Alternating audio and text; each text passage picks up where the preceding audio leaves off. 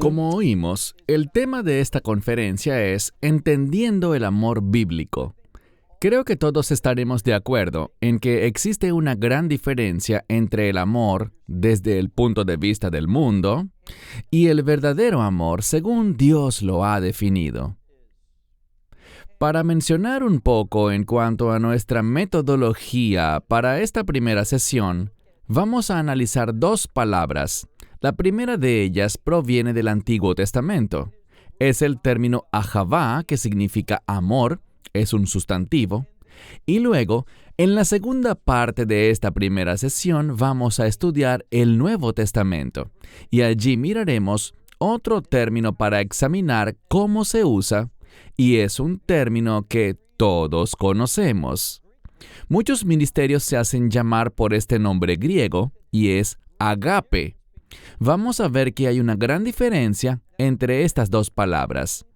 Muchas personas creen incorrectamente que en el Antiguo Testamento había un Dios distinto al actual, o que de cierto modo era diferente al Dios del Nuevo Testamento, lo cual bíblicamente es mentira.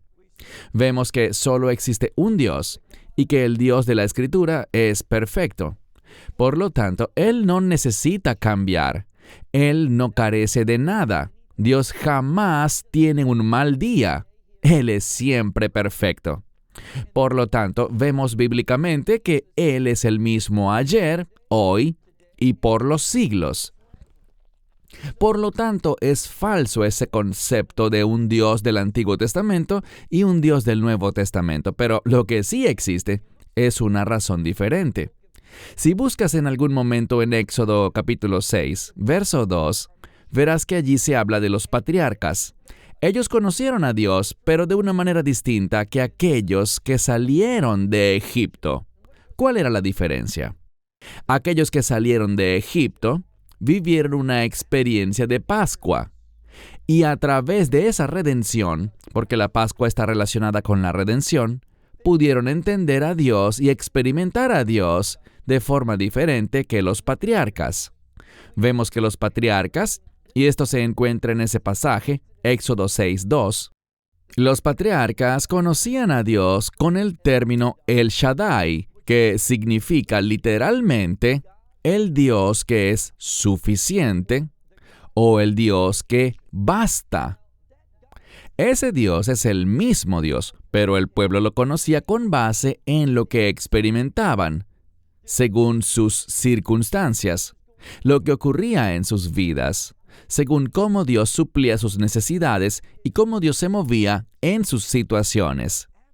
Pero después de la redención, Dios reveló un nombre, ese nombre sagrado, el Dios que fue, que es y que será, el Dios que trasciende todas las cosas. Así que ya no conocemos a Dios simplemente con base en nuestras experiencias, sino que a través de la redención, especialmente de la redención que nos trajo el Mesías, podemos conocer a Dios no según estas circunstancias alrededor de nosotros, sino según su revelación, una revelación que solo podemos recibir porque hemos sido redimidos por Él. Lo que quiero que hagamos es comenzar a estudiar esta palabra del Antiguo Testamento, que es ahavá, amor, y entender lo singular que es. La razón por la que lo digo es que esta palabra ahavá significa amor, pero está arraigada en el deseo. Está basada en lo que alguien quiere. Debemos tener cuidado porque si deseamos la voluntad de Dios, ese amor también se reflejará en el Antiguo Testamento de una manera que agrada a Dios. Pero si lo que yo quiero, si mis deseos, no están arraigados en la voluntad de Dios, no están en su palabra, no están en su verdad, sino que mi supuesto amor se origina en mi deseo, entonces ese deseo y ese supuesto amor no serán de su agrado. Vamos a la primera escritura de esta lección y busquen, por favor, el segundo libro de Samuel, en el capítulo 13, segundo de Samuel 13, y nos enfocaremos principalmente en dos hombres. El primero que veremos es amigo del personaje central. Ese amigo se llama Jonadab. Y quiero que veas lo que dice la Escritura sobre este hombre. Repito, segundo de Samuel capítulo 13, y quiero que vayan al final del verso 3, donde este hombre, Jonadab, es descrito. Dice aquí que Jonadab era un hombre muy sabio. Cuando leemos esto, pensamos de inmediato que eso es algo positivo, pero esta palabra para sabio simplemente significa que él tenía una gran inteligencia. Y a través de esa inteligencia, él era capaz de planificar estrategias que lograran lo que él quería. Hay otra palabra muy significativa en el Antiguo Testamento y es la palabra mirmá, que usualmente se traduce como engaño. Si haces un buen estudio de ambas palabras, a veces se usan de forma intercambiable. Ahora, nunca pensaríamos eso, ¿verdad? Que ser sabio y ser engañoso pudieran estar relacionadas una con la otra. Pero lo están, porque ambas palabras tienen que ver con inteligencia, con alguien que tiene la gran capacidad de ser listo y, por lo tanto, esa inteligencia o bien puede ayudar a esa persona a comportarse sabiamente, de acuerdo con la revelación de Dios, con sus propósitos y planes, o esa misma inteligencia puede ser usada para lograr nuestros propios deseos, lo que nosotros queremos. Y eso involucra en ocasiones engañar a los demás para lograr lo que deseamos a costa de otros. Y cuando vemos aquí, descubrimos que Jonadab no es un hombre piadoso. Él brinda un consejo maligno. Y si lo notas, pasemos al siguiente verso, el verso 4. Este sujeto, Jonadab, le dice a él, y ahora estamos listos para conocer a nuestro segundo personaje, un hombre llamado Amnón. Entonces, este amigo de Amnón le dice: ¿por qué estás tan decaído? Y la siguiente palabra es significativa. Es la palabra hebrea dal, que significa algo escaso o algo que falta. ¿Y qué hace falta aquí? Este es un término de pobreza, pero también puede estar relacionado con frustración.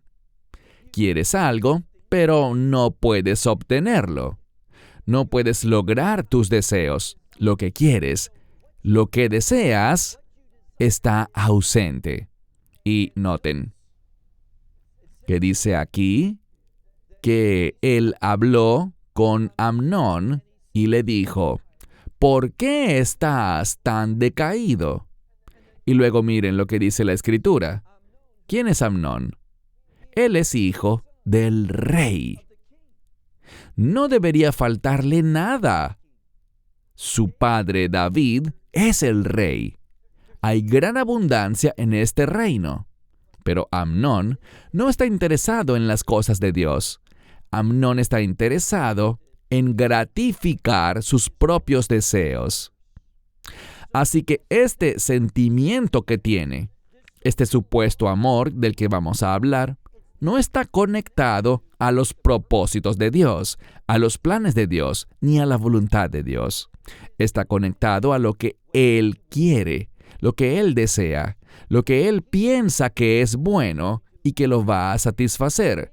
Y en este caso en particular, Él no logra conseguirlo. Así que su amigo Jonadab lo mira, percibe que está decaído, y esto ocurre de manera consistente. Dice aquí, mañana tras mañana. Es un modismo hebreo para expresar algo consistente. Él le dice: dime ya. Amnón se lo dijo, Le explicó la razón. Él le dijo, es por causa de Tamar, la hermana de Absalón, mi hermano. Y luego dijo, a esta Tamar yo amo. Bien, él no la amaba realmente, en el sentido bíblico de esta palabra. Simplemente la deseaba carnalmente. Lo que deseaba era satisfacerse a sí mismo. Y Jonadab, este hombre sabio, pero no con la sabiduría que agrada a Dios, sino que solo era un hombre inteligente, que sabía cómo obtener lo que quería, aconsejó a su amigo Amnón e ideó un plan muy perverso, basado en el engaño y no en la sabiduría de Dios.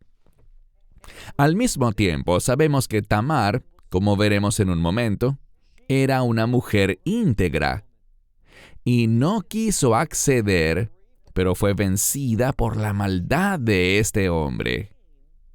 Y al final, él obtuvo exactamente lo que pretendía. Pero cuando obtenemos lo que queremos, lo que creemos que amamos, lo que pensamos que necesitamos, lo que deseamos, cuando logramos eso, no nos sentiremos satisfechos. Fíjense en esto.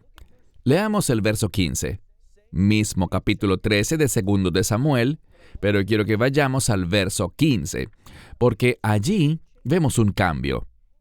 Amnón, por la fuerza, vilmente, mediante un acto vergonzoso, logró cumplir sus deseos.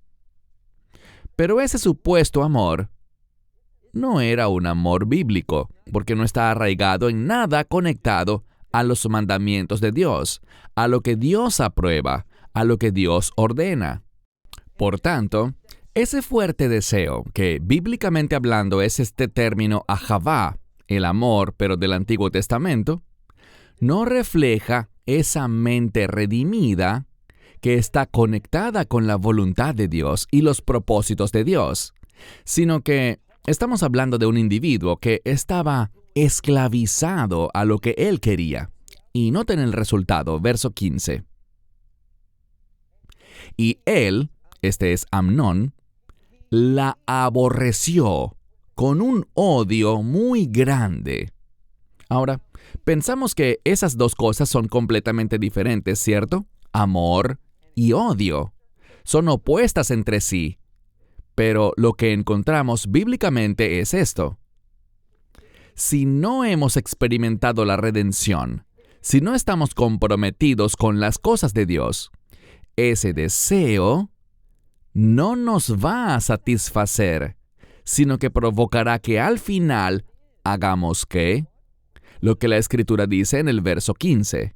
Amnón, este que decía amo a Tamar, ahora la odia, y con un odio muy grande, porque su odio fue mayor que el amor que le tenía. Y noten lo que dice. Le habló a ella, este es Amnón, y le dijo, levántate. Después del acto, después de hacer lo que hizo, le dijo, levántate y vete. Y la implicación es, fuera de aquí. Nada de amor, nada de preocupación, nada relacionado con el carácter de Dios. Leamos ahora el verso 17. Este mismo Amnón llamó a... Y es una palabra que significa un joven varón, usualmente un adolescente, un jovencito. Llamó a un jovencito que le servía y le dijo... Y recuerden que lo estoy traduciendo muy literalmente. Él le dijo, envíala, por favor, y la implicación es échala de aquí. Pero noten cómo se refiere a Tamar. A esta mujer que hace apenas unos versos decía que amaba, noten cómo la llama ahora. Se dirige a ella simplemente, y no sé cómo lo dice tu Biblia, pero usa la palabra zot, que significa esta. Ni siquiera la llama por su nombre. Dice, envía, por favor, a esta de mi presencia afuera y cierra la puerta tras ella. Bien, noten lo que dice la Escritura sobre Tamar. Mira el verso 18. Cada pieza de información que leemos en la Escritura es necesaria. Nos brinda lo que necesitamos para comprender correctamente la intención de Dios al compartir esta historia. Verso 18.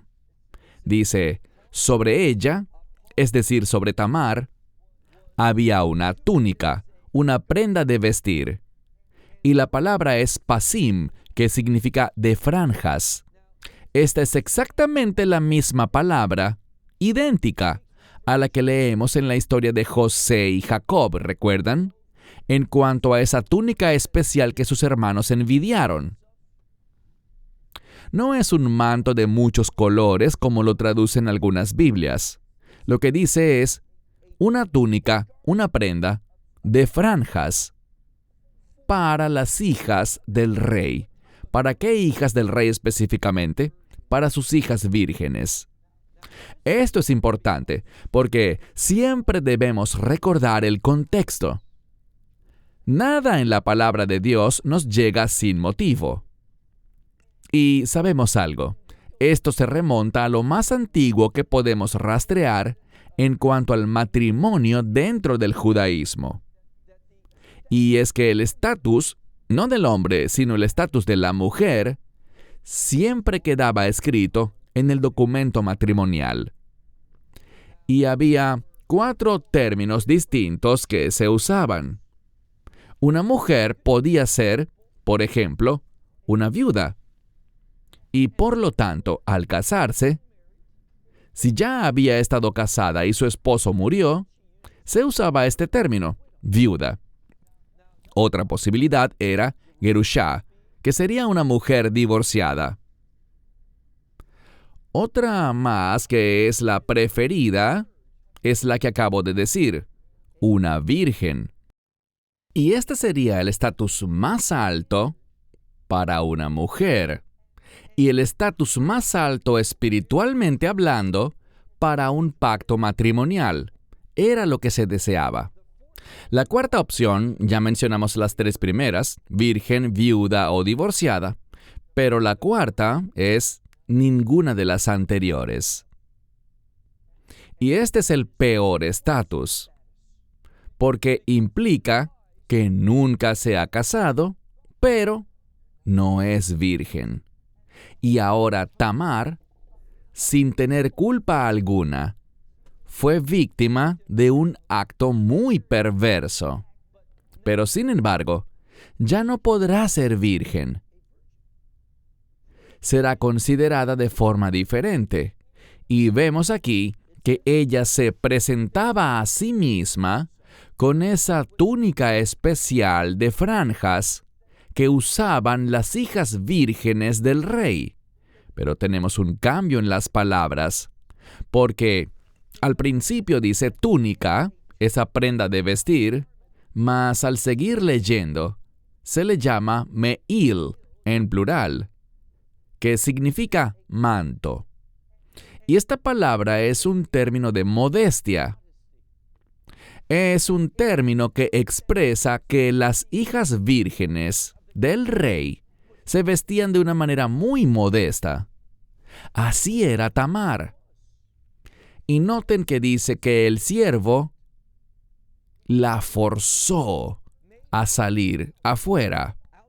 Cerró la puerta tras ella, como se le había ordenado, y vamos a ver lo que dice el verso 19.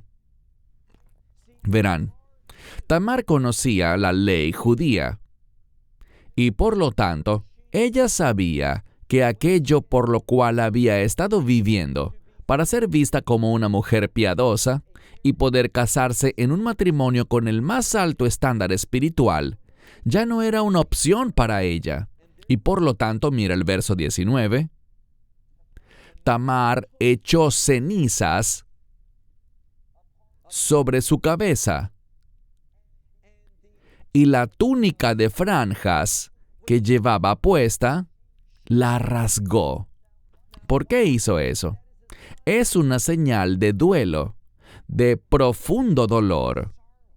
Insisto, no es que ella sea culpable de nada. No está haciendo un acto de arrepentimiento, sino de la mayor tristeza. Y dice aquí, colocó su mano sobre su cabeza, probablemente sobre su frente, y finalmente salió fuera. Y noten lo que dice. Cuando yo repasaba esta escritura con mi esposa Rivka, su Biblia dice que Tamar salió de allí llorando, pero eso no es lo que dice en hebreo. En hebreo dice que salió gritando. Es una palabra de gran intensidad. Y es interesante porque esta palabra, za'aka, y hay otra similar, tzaka, suenan muy parecidas. Todo es igual excepto la primera letra. Una de las palabras comienzan con un sonido parecido a una Z, mientras que la otra comienza con un sonido como de TS. Sin embargo, ambas significan grito, pero la manera diferente de escribir ambas palabras conllevan un gran significado. Por ejemplo, la misma palabra que se usa aquí para hablar de Tamar también se encuentra en el libro de Esther, en el capítulo 4, versículo 1. Allí encontramos el momento cuando Mardoqueo, un hombre justo, se entera del plan para exterminar y matar a todo el pueblo judío en ese imperio, en ese vasto imperio. Por tanto, él sale y hace algo muy similar. Él se siente afligido por eso. Busca sentarse en silicio y ceniza. Y se usa la misma palabra, za'aka. Él gritó. Esta palabra demuestra que se trata de algo que lamentas profundamente porque sabes que se trata de algo contrario a la voluntad de Dios. Pero si miras, por ejemplo, en el libro de Génesis, en el capítulo 27, te encontrarás con un hombre malvado llamado Esaú. Este Esaú también gritó. Lanzó un fuerte y amargo grito, que no fue un llanto como lo traducen muchas Biblias, sino que es una palabra para grito, escrita de forma distinta, para reflejar un sentimiento diferente. Esaú gritó, porque la voluntad de Dios se había cumplido. Él no quería la voluntad de Dios. El grito de Tamar se escribe diferente, porque ella estaba comprometida con la voluntad de Dios. Y lo que descubrimos es esto. Cuando ese deseo fuerte, que la Biblia llama amor en el Antiguo Testamento, cuando ese deseo está arraigado en mi voluntad, en lo que me agrada a mí, en lo que yo busco, eso nunca satisface, nunca perdura. Recuerden eso cuando hablemos en la próxima sesión sobre algunos pasajes relacionados con el amor. Una de las cosas que describe al verdadero amor, al amor bíblico, es que este amor permanece y conquista, venciendo todo obstáculo. Ese es el amor que solo el pueblo redimido de Dios puede demostrar, experimentar, tener y poseer. Pero aquí vemos que este falso amor que tenía Amnón, como tenía su origen en sus propios deseos, muy poco después se convirtió en un gran odio. Debemos estar conscientes de que el enemigo es un maestro del engaño. Y lo que a veces pensamos que es amor, no es nada más que deseos pecaminosos y carnales, disfrazados.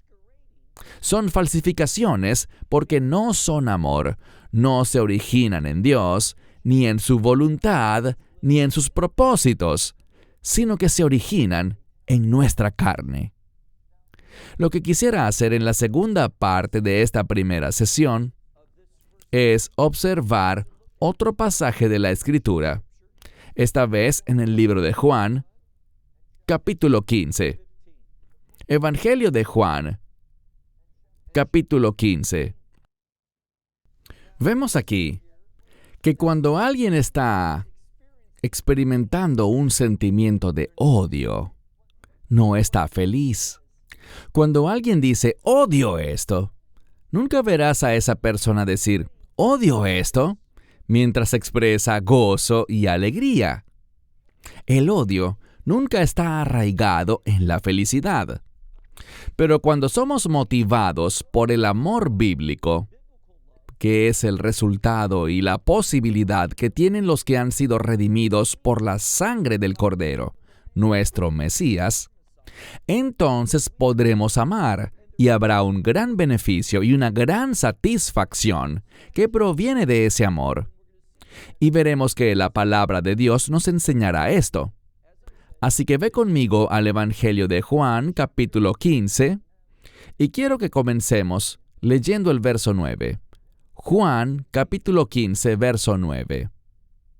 Dice, tal como el Padre me ha amado a mí. ¿Quién habla? El Mesías. Y vamos a ver que el amor del Padre, el cual Yeshua recibió de Dios, de su Padre Celestial, lo llevó a comportarse de manera muy diferente a Esaú, no siguiendo los deseos de la carne, sino en cambio, la voluntad de Dios. Verso 9. Tal como el Padre me ha amado a mí, así también yo los he amado a ustedes. Vamos a toparnos con un verbo que se repite en este pasaje una y otra vez. Es la palabra permanecer. Algunas Biblias usan el término morar, pero habla de algo consistente, algo que se mantiene. Así que dice, tal como el Padre me ha amado a mí, así también yo los he amado a ustedes. Y aquí está el mandamiento, permanezcan en mi amor. Insisto, pongan atención a esa palabra, permanezcan en mi amor. Y ya estamos listos para el verso 10. No sé por qué muchas traducciones de la Biblia, en vez de estar motivadas por la fe, recuerden lo que dice la Biblia. Sin fe, es imposible agradar a Dios. Pero muchas traducciones quieren sembrar dudas en el pueblo de Dios. Y no entiendo por qué. Porque la mayoría de las Biblias dicen, si guardan mis mandamientos, pero yo lo traduciría de forma diferente. Estamos hablando con creyentes, con aquellos que recibieron el amor del Mesías. Así que no es un sí condicional, sino que yo lo traduciría así. Ya que ustedes guardan mis mandamientos, y lo que vemos aquí es que el énfasis está en nuestra respuesta, ya que como receptores del amor de Dios, desearemos cumplir la voluntad de Dios. ¿Cuál es el cambio? Antes de la redención, antes de experimentar el amor de Dios, vivía comprometido con mis propios deseos. Ese no es el amor que habla el Nuevo Testamento. Eso no es algo que perdura, no es algo que permanece, porque este tipo de amor producirá, como vimos en el primer pasaje, lo que ese falso amor sembrará es odio en tu vida. Y eso no es de Dios. Dios no es un Dios de odio. Leemos. Ya que ustedes guardan mis mandamientos, permanezcan en mi amor. Segunda vez que vemos esta palabra, para morar o permanecer. ¿Y dónde dice? En mi amor. en el amor del Mesías. Hay algo que se nos enseña aquí y que debemos recordar. Dios me ama, pero la única manera, y esta es una verdad que a veces olvidamos o quizás nunca aprendimos, la única manera como podemos experimentar el amor de Dios es a través del Mesías. Dios nos ama y experimentaremos su amor solo a través de lo que el Mesías ha hecho. Así que dice, permanezcan en mi amor, tal como yo. Los mandamientos de mi Padre, ¿qué dice?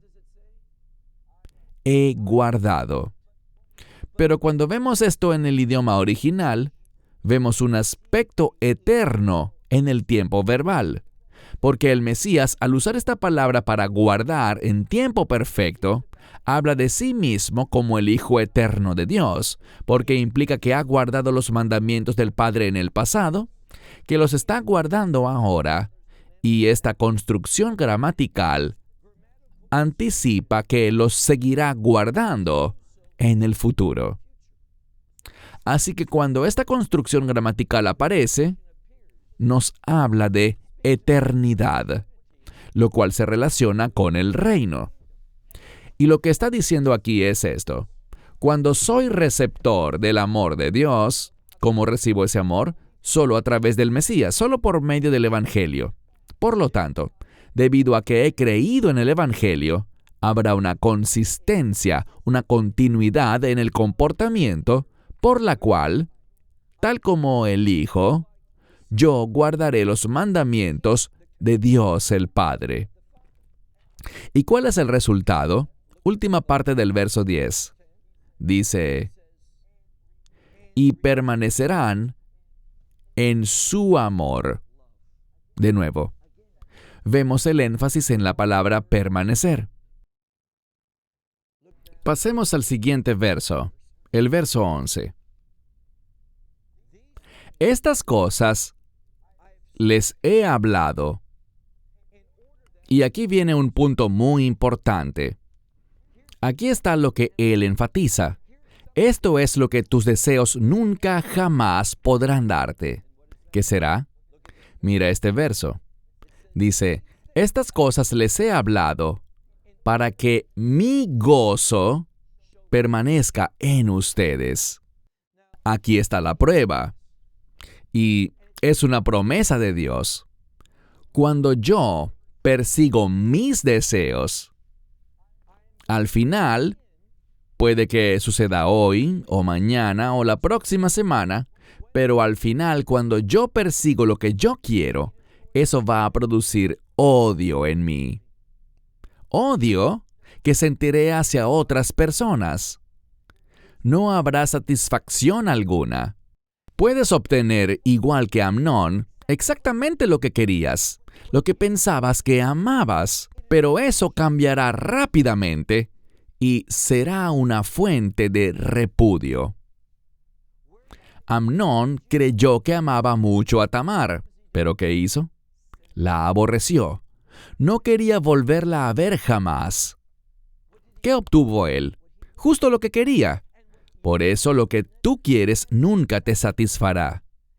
Te dejará amargado, miserable, y en lugar de experimentar satisfacción en lo que amas, lo que encontrarás será odio en tu vida. Pero, si persigues los mandamientos de Dios, si persigues sus planes, su voluntad, sus propósitos, ¿qué nos promete aquí? Dice, para que mi gozo permanezca en ustedes. Y su gozo, me encanta esto, y que su gozo sea, ¿qué dice tu Biblia? No dice completo en griego, sino que debemos prestar atención a la gramática, que sea hecho completo. Esto es diferente, ¿por qué? Porque no es simplemente que mi gozo estará completo. Lo que esto nos dice es que Dios está involucrado.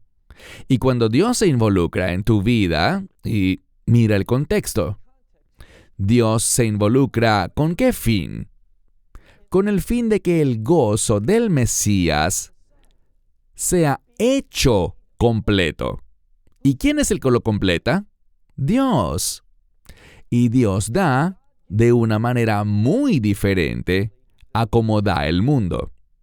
Dios da, todos conocemos el verso de Lucas capítulo 6, Él da una medida apretada, remecida y rebosante. Así es Dios. Él quiere hacer que nuestro gozo sea completo y abundante.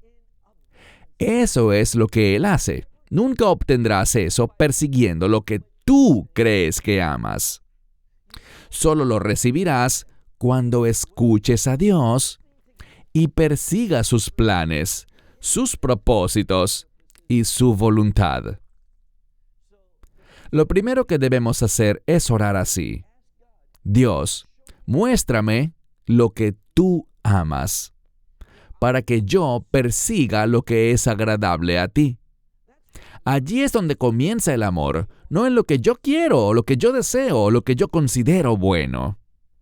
Si perseguimos eso, nunca estaremos satisfechos. Nunca conoceremos ese gozo abundante. Solo cuando nos sometemos a su verdad, Él obrará para hacer su gozo completo, pleno y abundante. Pasemos al verso 12. Este es mi mandamiento. Bien, en la siguiente sesión estudiaremos en Primera de Juan, capítulo 2, y allí veremos que Él no habla de un mandamiento nuevo, sino de un mandamiento antiguo. Y ese mandamiento que será enfatizado en la próxima sesión es el que realmente manifiesta el amor de Dios en nuestra vida. Recordarán que al Mesías le preguntaron, ¿cuál es el mayor mandamiento? Y él respondió, amarás al Señor tu Dios. ¿Puedes hacer eso en la carne? No puedes. ¿Puedes amar a Dios si no has sido redimido? No puedes. Solo siendo nuevas criaturas, redimidos por la sangre del Cordero, podremos hacer dos cosas. En primer lugar, experimentar el amor de Dios. Cuando recibes el amor de Dios en tu vida, nunca, jamás serás el mismo. Eso te transforma. Y una de las formas en que te transforma, recuerden lo que dijo el Mesías. Él habló del mayor mandamiento y luego dijo que el segundo es semejante. ¿Por qué dijo eso? Porque también, al haber recibido el amor de Dios, no solo seremos capaces de amar a Dios, sino de amar a nuestro prójimo como a nosotros mismos. Y a eso es a lo que se alude aquí. Dice, este es mi mandamiento. Y lo que viene expresa propósito. Que se amen los unos a los otros. ¿Y cómo sabemos cómo amar? La respuesta es, no sabemos. No sabemos cómo amar. El propósito principal por el que se dio la ley fue para mostrarte que cuando haces lo que es correcto ante tus ojos, estás caminando en pecado. Así de simple. Uno nunca, si no ha sido redimido, si todavía soy ese viejo hombre, nunca lo haré bien. Por eso yo digo con frecuencia que nadie que no haya sido redimido, que no haya aceptado el Evangelio, nadie simplemente tropieza con la voluntad de Dios. Dios nunca mira a alguien que ha rechazado el Evangelio. Lo examina y dice, ¿sabes? Estás haciendo lo correcto. Eso nunca sucede. Todos nosotros, si no hemos sido redimidos, dice la Escritura que somos esclavos del pecado. Y solo a través de la redención que viene por el Evangelio, podemos ser liberados de la esclavitud del pecado y comenzar a cumplir con sus expectativas. ¿Y cómo sabemos cuáles son sus expectativas? Gracias a sus mandamientos. Cuando estudiamos sus mandamientos, ¿qué mandamientos? Todos los mandamientos en la Biblia, no solo la ley de Moisés, sino también los del Nuevo Testamento. Todos nos enseñan sobre el carácter de Dios, la voluntad de Dios, lo que Dios espera de nosotros, lo que quiere que hagamos. Y también aprendemos lo que Él no quiere que hagamos. Dios nos da un panorama completo de sus expectativas para su pueblo.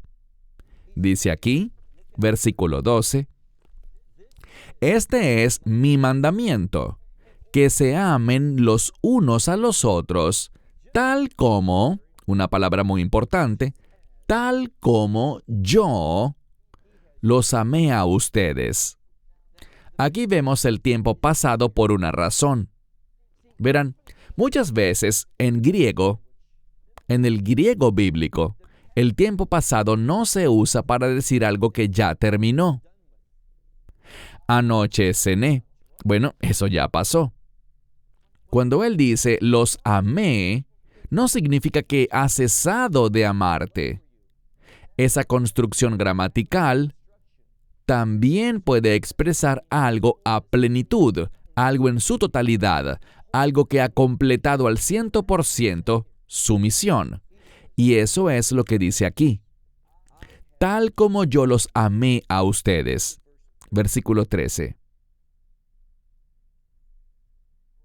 Mayor amor que este, nadie tiene. Que uno, y me gusta esta expresión, porque este término es un término de oportunidad. No se da un nombre aquí, solo dice uno. Algunos teólogos dirán que cuando esta palabra aparece en la Biblia, una que vemos solo en el Nuevo Testamento y no en el Antiguo, cuando nos topamos con esta palabra, lo más sabio es ponernos a nosotros mismos en ese lugar. Allí se revela el objetivo. Esa es la meta, es el propósito para cada creyente. Así que dice aquí que uno, esto habla de ti y de mí, ponga su alma, eso es literalmente lo que dice, su alma. ¿Y por qué su alma? Porque esto no puede hacerse en la carne. Lo que Dios espera, lo que Él ordena, no podemos hacerlo como un ser humano natural. Los seres humanos naturalmente no pueden comportarse de una manera que agrade a Dios o que glorifique a Dios. Tenemos que ser una nueva criatura. Tenemos que ser personas regeneradas, individuos nacidos de nuevo. Que uno ponga su alma, y este es un término de sacrificio. Que uno ponga su alma en favor de sus amigos. Esta palabra para amigos es una palabra griega diferente para amor. Y la mayoría de los eruditos te dirán que esta palabra expresa favor. Es debido a que alguien ha hallado favor ante mí, es decir, ellos me agradan. Por eso, estoy dispuesto ahora a demostrar ese sentimiento, demostrar esa relación, disponiéndome a entregar mi vida, a sacrificarla. Dice el verso 14, ustedes son mis amigos, y de nuevo no dice sí, sino porque hacen lo que les he mandado. Y de nuevo, es difícil traducirlo con precisión porque esta palabra para mandar está en modo pasivo. Hay algo que ha causado que Dios mande a que esto sea una realidad. ¿Y qué será? Que tú has recibido el amor de Dios, que te has convertido en esa nueva criatura. Ahora Dios, para aquellos que están en el Mesías, lo cual es una expresión de pacto, para aquellos que están en el Mesías, Dios tiene una expectativa diferente para ti. Porque ya no estás en esclavitud al pecado, ya no estás en tinieblas. Hablaremos más de eso mañana. Pero como has recibido el amor de Dios, eres diferente. Y Dios tiene expectativas diferentes y un potencial diferente para ti. Él dice, mira el texto, verso 15. Ya no los llamaré o estimaré como siervos. Hay un cambio. un cambio maravilloso. Debido a que hemos sido redimidos y a través de esa redención podemos experimentar el amor de Dios, solo experimentamos el amor de Dios mediante la obra del Mesías en la cruz, por su obra de redención. Entonces ahora Dios nos ha transformado. Ya no nos llama siervos. Eso es lo que éramos. Pero ahora, noten este cambio. Ya no los llamaré siervos porque el siervo no sabe, y la implicación con esta palabra saber, como está en tiempo perfecto, es que el siervo no supo, no sabe, ni sabrá jamás la voluntad de su amo. Pero ahora, por el amor de Dios, por medio de su redención, ahora conocemos los propósitos de Dios. ¿Por qué? ¿Por qué Dios comparte esta revelación con nosotros? Porque ahora podemos cumplir sus propósitos. ¿Y por qué Dios quiere que cumplamos sus propósitos? A Dios no le hace falta nada. Todo lo que Dios te ordena hacer, no lo hace por beneficio propio. ¿Qué necesita Dios? Nada. Para Él todos los días son perfectos. Porque su identidad y cómo se siente nunca depende de factores externos. Dios es siempre y en todo momento perfecto. Por lo tanto, todo lo que nos manda a hacer no es para Él. Él no obtiene ningún beneficio porque no lo necesita. Lo que Él manda es para nuestra bendición. Nosotros debemos obedecer. ¿Por qué? Presta atención. ¿Por qué Dios nos manda a hacer ciertas cosas? Porque Él quiere. ¿Qué quiere? Que nuestro gozo sea completo. Él quiere que seamos felices. Los psiquiatras y psicólogos dirán que la mayoría de las decisiones que la gente toma, y la mayoría son pésimas decisiones, se hacen persiguiendo la alegría, la felicidad. Pero tenemos un enemigo que busca engañarnos, plantando en nuestras mentes ideas como: si tan solo obtuvieras eso, si tan solo lograses aquello, si poseyeras tal cosa, entonces serías feliz, tendrías gozo. Pero todo eso es ¿qué? Una mentira. Y somos muy rápidos para creer en esos sentimientos. Lo que está pasando hoy con tantos falsos maestros es que toman los deseos de la carne y los reempacan. ¿Y sabes qué nombre le ponen? Tu destino. Pero ese no es un término bíblico. Por el contrario, es un término que se origina con el enemigo. Oh, este es mi destino. Si cumplo esto, si logro aquello, si logro lo otro, me sentiré satisfecho. Mentira.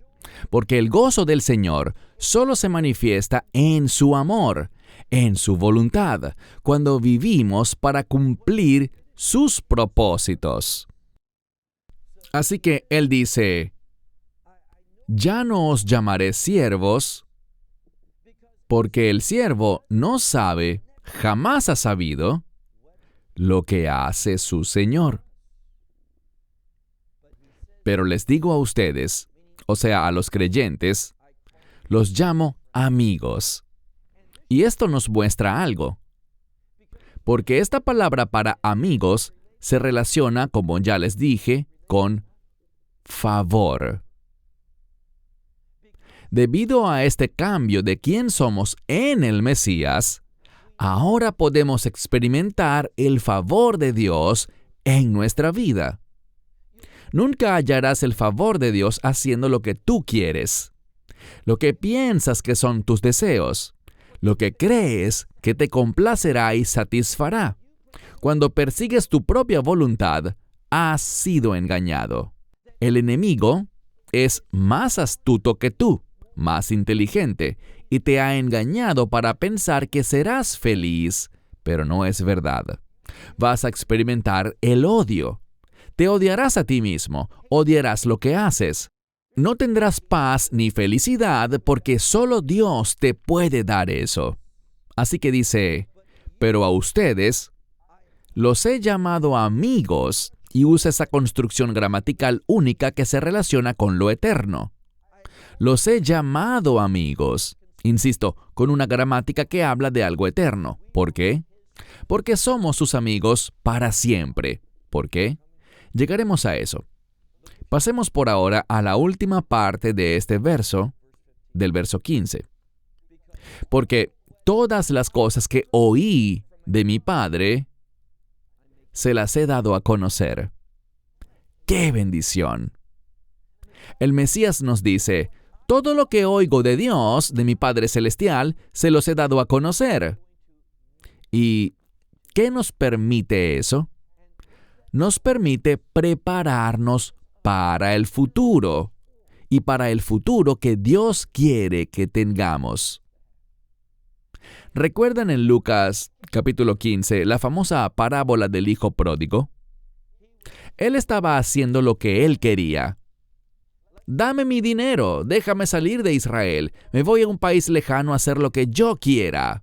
Y lo hizo. Pero apenas lo gastó todo en lo que pensaba que le haría feliz, ¿qué sucedió? Vino una terrible hambruna. Una hambruna que no era normal, sino sobrenatural. ¿Y quién crees que la causó? Dios. Ocurrió en el momento menos oportuno para él. ¿Por qué no pudo venir la hambruna un poco antes, cuando todavía tenía recursos? No, porque Dios no le estaba dando a conocer a él todas las cosas. Leamos ahora el verso 16. No me eligieron ustedes a mí, sino que yo los elegí a ustedes. El problema es que muchos teólogos quieren leer algo en el texto que, en mi opinión, no deberían. Porque esta palabra para elegir también puede traducirse como ser elegido con propósito. Y la falsa enseñanza es esta. Ellos enseñan que es una elección unilateral de Dios, pero yo lo expresaría así.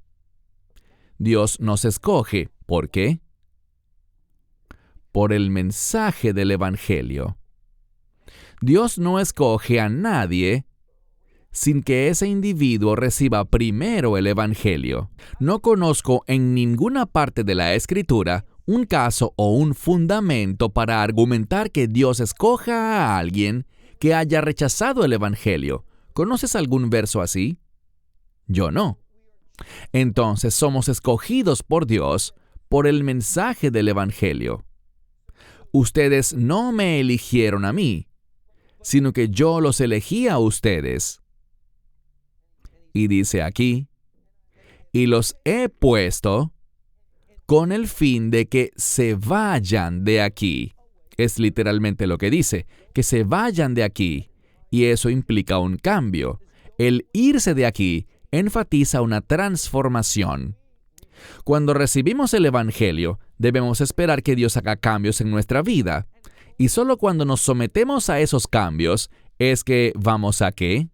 Vamos a producir fruto. Y ese fruto, su fruto, ¿qué hará? Permanecerá.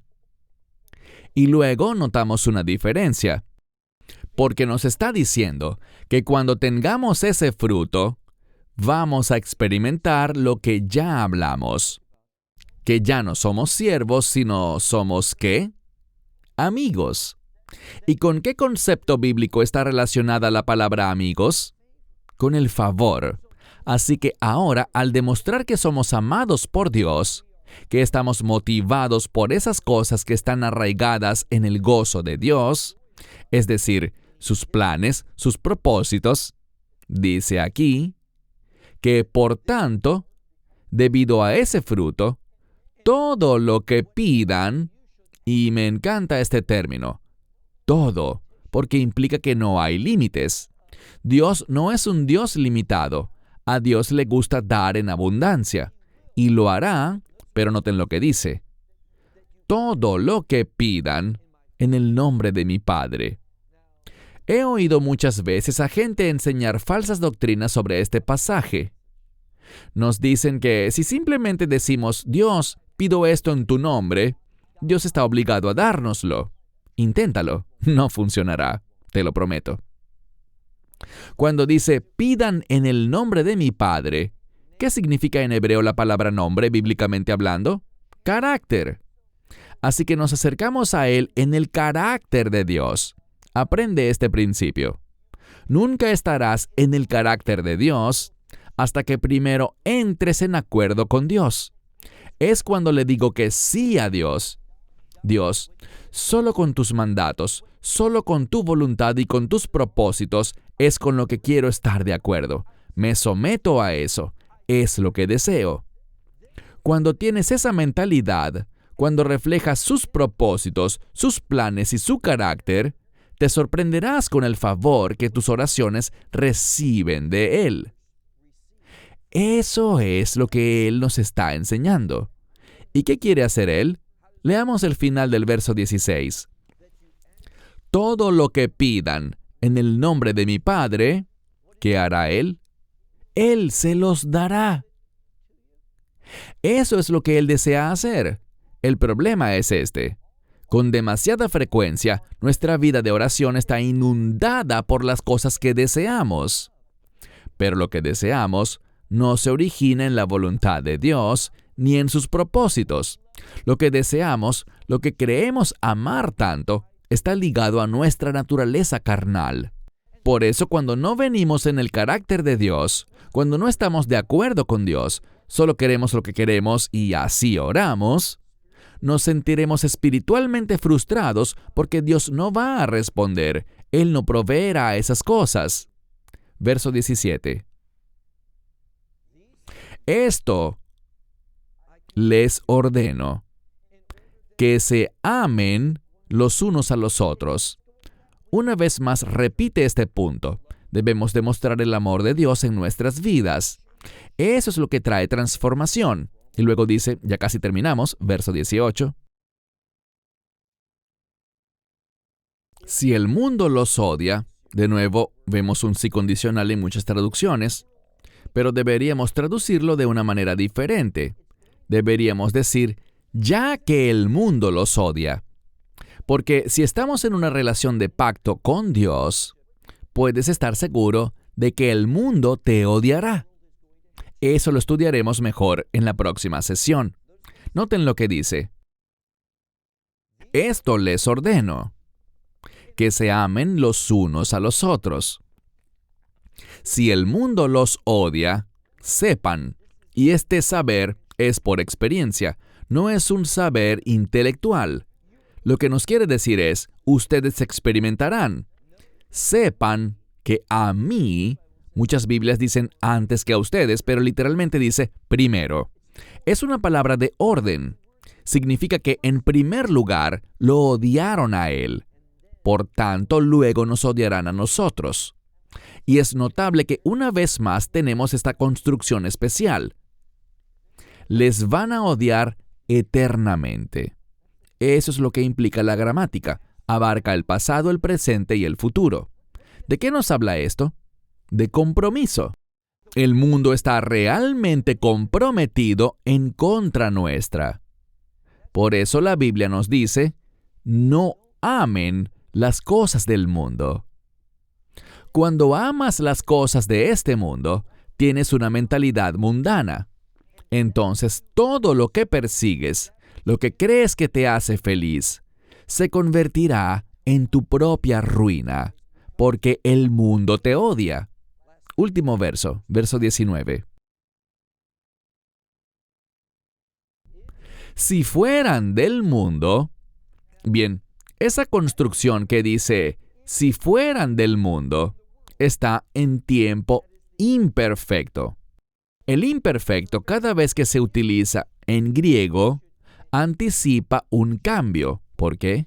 Porque ya no somos del mundo. Ese era el viejo hombre. Así pensábamos antes, pero ya no. Debemos entender que si alguno está en el Mesías, esa persona es una nueva criatura. Las cosas viejas pasaron. Esa vieja forma de pensar. He aquí, todas las cosas son nuevas. Leemos en el verso 19. Si ustedes fueran del mundo, el mundo los amaría. No serían perseguidos. Él enseña esto una y otra vez. Y si conoces la profecía bíblica, especialmente en relación con los últimos tiempos, deberíamos esperar persecución. Eso es lo que viene. Lo he dicho muchas veces. ¿No ven cómo este mundo está cambiando? El mundo está siendo engañado porque el príncipe de este mundo es un engañador. Él es el padre de la mentira. Y por eso estamos viendo cosas cada vez más ridículas que el mundo está creyendo. ¿Por qué? Porque están en tinieblas. Hablaremos más de eso en la próxima sesión. Concluyamos. Si ustedes fueran del mundo, el mundo los amaría, pero como fuera de este mundo, ustedes son. Él nos ha sacado. Esa expresión es un término de redención. Él nos ha sacado de este mundo. ¿Por qué? Yo los elegí fuera del mundo. Por tal razón, dice por tercera vez, el mundo los odia. Y esta construcción gramatical nos habla de consistencia. El mundo nos ha odiado en el pasado, nos odia ahora, y ese odio solo empeorará en el futuro. Y está bien. No permitan que ese odio los cambie. Comprométanse a caminar en amor, porque ese amor te dará una perspectiva diferente. Y a través de ese amor, Dios hará que tu gozo sea completo. ¿Y qué aprendemos? Pensemos en el libro de Nehemías. Dice, el gozo del Señor. Recuerden, a través de ese amor experimentamos su gozo. Y dice, el gozo del Señor es mi fortaleza. Existe una conexión entre gozo y fortaleza, porque cuando tenemos ese gozo sobrenatural, eso nos permite vencer, derrotar al enemigo y no dejarnos influenciar por el mundo. Terminaré con esto. Mi preocupación hoy en día es que el mundo está teniendo gran éxito dentro de la casa de Dios. Vemos que la adoración refleja mucho más al mundo. Vemos que el énfasis de mucha enseñanza bíblica está orientado hacia una búsqueda mundana, ese falso destino del que tanto se habla. Y por lo tanto, en vez de tener esa fortaleza que nos trae a caminar en el gozo del Señor, somos débiles. Estamos siendo engañados. Y ya no estamos comprometidos con los propósitos de Dios, sino que hemos retrocedido. Y estamos volviendo a perseguir las cosas que nosotros queremos, en lugar de lo que Dios nos ha mandado a hacer y nos ha mandado a buscar. Solo el verdadero amor de Dios que recibimos a través de ese evangelio que el Mesías demostró, y cerraré con esto. Todos conocemos el verso, porque de tal manera amó Dios al mundo. Es a través de ese amor de Dios que Él traerá una transformación a tu vida. Es solo por el amor de Dios y por el gozo que el amor de Dios trae que tú tendrás la mentalidad, el potencial, tendrás acceso a la provisión de Dios y al poder de Dios para caminar humildemente y en victoria en este mundo. Es solo a través del amor que Él ofrece. Y ese amor, como veremos en la siguiente sesión, ese amor está conectado con su voluntad y sus mandamientos y no con nuestros deseos o lo que nosotros creemos que queremos. No te dejes engañar por el enemigo. Esperamos que te hayas edificado con el mensaje de hoy y lo compartas con otros. Te invitamos a seguir nuestros estudios cada semana por este canal y por el portal de YouTube de Amarás a Israel. También puedes descargar nuestra aplicación móvil gratuita, Mi Estudio Bíblico. Finalmente, para obtener más información sobre nosotros, visita nuestra web amarasaisrael.org, donde encontrarás otras conferencias de Baruch en audio, video y texto. Hasta el próximo programa. Que el Señor te bendiga en Yeshua HaMashiach, Jesús el Mesías, mientras caminas con Él. Shalom desde Israel.